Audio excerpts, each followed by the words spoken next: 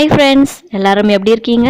இன்னைக்கு நம்ம Bujii Create சேனல்ல என்ன வீடியோ பார்க்க போறோம் அப்படினா எல்லாருக்கும் ரொம்ப பிடிச்ச சுவையான வெண்டைக்காய் புளிக்குழம்பு எப்படி செய்யலாம் தான் இந்த வீடியோல நம்ம பார்க்க போறோம். வாங்க வீடியோக்குள்ள போலாம். அதுக்கு முன்னால இதுவரைக்கும் எங்க சேனலை சப்ஸ்கிரைப் பண்ணாம இருக்கீங்க அப்படினா மறக்காம சப்ஸ்கிரைப் பண்ணிடுங்க. அப்படியே பக்கத்துல இருக்க பெல் ஐகானை பிரஸ் பண்ணி ஆல் என்ற ஆப்ஷனை கொடுத்துக்கோங்க. அப்பதான் நாங்க போடுற அடுத்தடுத்த இன்ட்ரெஸ்டான வீடியோஸ் நீங்க மிஸ் பண்ணாம பார்க்க முடியும். இப்போ வாங்க வீடியோக்குள்ள போலாம்.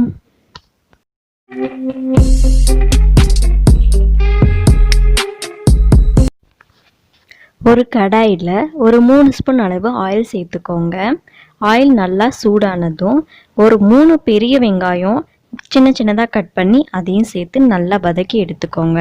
அடுத்து ஒரு 15 பல்லு பூண்டு சேர்த்து அதையும் நல்லா நான் வதக்கி எடுத்துக்கிறேன். இந்த ரெண்டும் நல்லா வதங்கினதும் ஒரு 3 தக்காளி நீளமாக கட் பண்ணி அதையும் சேர்த்து நல்லா வதக்கிக்கலாம். தக்காளி நல்லா வதங்கிறதுக்காக கொஞ்சமாக உப்பும் ஒரு 1/4 ஸ்பூன் அளவு மஞ்சள் சேர்த்து எல்லாமே நல்லா கலக்கி நான் வதக்கி எடுத்துக்கிறேன். நல்லா நம்ம வதக்கி எடுத்துக்கலாம். இப்போ இந்த அளவு நல்லா வதங்கினதான் போதும். இந்த அளவு வதங்கினதும் அடுப்பை ஆஃப் பண்ணிட்டு ஒரு 1/4 மூடி அளவு தேங்காய் எடுத்து நல்லா சின்ன சின்னதாக கட் பண்ணி சேர்த்துருக்கேன். நம்ம அந்த சூட்லேயே தேங்காய் வதங்கினா போதும். அதனால் அடுப்பை ஆஃப் பண்ணிட்டு தேங்காய் சேர்த்துருங்க. இதை நல்லா ஆற வச்சு நம்ம மிக்சியில் அரைச்சி எடுத்துக்கலாம். ஆறுனதும் நான் இப்போ மிக்சியில் போட்டு அரைச்சி எடுத்துக்க போகிறேன். நான் சின்ன மிக்சியிலே அரைக்கிறதுனால ஒரு 2 டைம் அரைச்சி எடுத்துக்கிறேன். நீங்கள் நைஸாகவும் அரைச்சிக்கலாம், கொஞ்சம் கொரகொரப்பாகவும் அரைச்சிக்கலாம். நான் ஒரு இது நைஸாகவும் ஒரு இது கொரகொரப்பாகவும் அரைச்சி எடுத்துக்கிறேன். இப்போ நம்ம புளி குழம்பு செஞ்சிடலாம். அதுக்கு குழம்பு செய்கிறதுக்கு கடாய் வச்சுருக்கேன். இதில் ஒரு 5 ஸ்பூன் அளவு ஆயில் சேர்த்துக்கோங்க. ஆயில் சேர்த்து நல்லா காஞ்சதும் நான் வடகம் சேர்த்துக்கிறேன். ஏன்னா இது புளி குழம்புக்கு வடகம் சேர்த்தா சூப்பராக இருக்கும். அடுத்து வெண்டைக்காவை இந்த மாதிரி சின்ன சின்னதாக கட் பண்ணி அதையும் சேர்த்துருக்கேன். நிறைய பேர் வெண்டைக்காய் தனியாக வதக்குவாங்க. அப்படி வதக்க வேண்டாம், எண்ணெய் சேர்த்து அதில் வதக்கினாலே போதும்.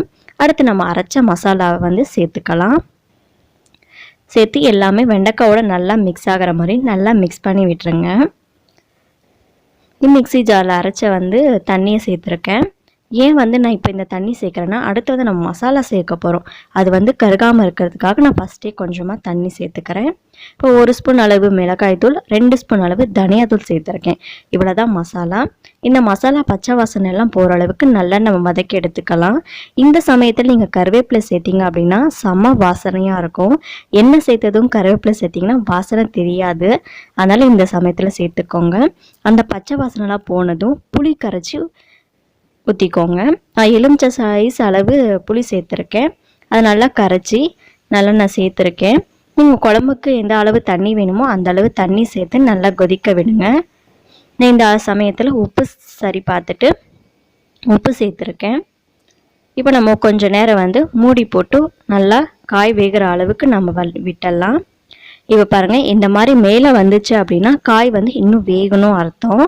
ஓகேங்களா? காய் நல்லா வெந்ததும் லாஸ்ட்டாக கொத்தமல்லி இலை தூவி இறக்குனா நம்ம சுவையான வெண்டைக்காய் புளிக்குழம்பு சூப்பராக ரெடி ஆகிடுங்க. அவ்வளோதாங்க. வெண்டைக்காய் புளிக்குழம்பும் சொல்லலாம், காரக்குழம்பும் சொல்லலாம். செம்ம டேஸ்டான புளிக்குழம்பு ரெடி ஆயிடுச்சு. இதே மாதிரி நீங்களும் செஞ்சு பார்த்துட்டு எப்படி இருக்குன்னு கமெண்ட் பண்ணுங்கள். மறக்காமல் சப்ஸ்கிரைப் பண்ணுங்கள். தேங்க்ஸ் ஃபார் வாட்சிங். பாய்.